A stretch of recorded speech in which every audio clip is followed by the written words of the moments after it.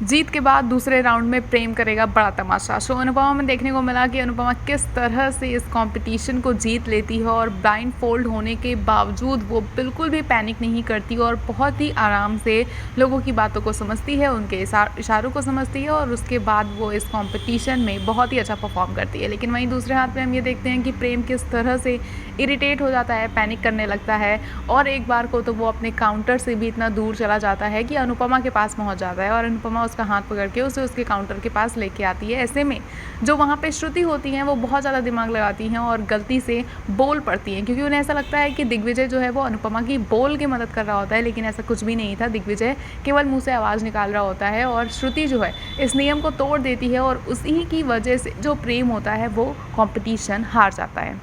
फिलहाल बात कर लें अगले राउंड की, तो उस अगले राउंड में जो डांस कंपटीशन होने वाला है कि खाना तो बनेगा लेकिन साथ ही डांस भी करना पड़ेगा और कंटेस्टेंट के पैर रुकने नहीं चाहिए। ऐसे में जब अनुपमा और राही एक साथ एक दूसरे के तरफ देख के काफ़ी खुश होकर डांस कर रही होंगी तो ऐसे में प्रेम को ये चीज़ें बिल्कुल भी अच्छी नहीं लगेंगी और मेंटल तौर पे वो जो है वो खाने के साथ कुछ ना कुछ गड़बड़ कर देने वाला है, क्योंकि उसका सारा ध्यान तो राही और अनुपमा की जोड़ी के ऊपर लगा होगा। तो ऐसे में इस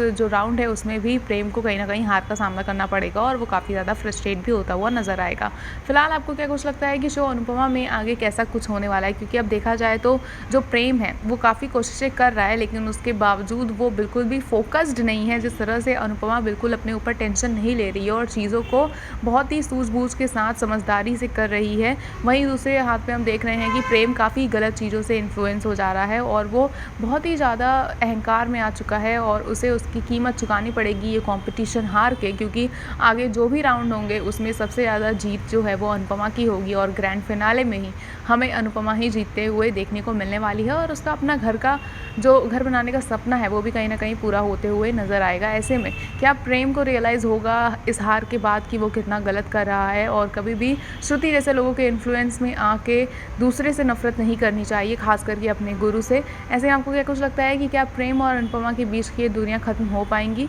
हमें कमेंट करके ज़रूर बताएं। ऐसी अपडेट्स के लिए जुड़े रहें हमारे चैनल के साथ।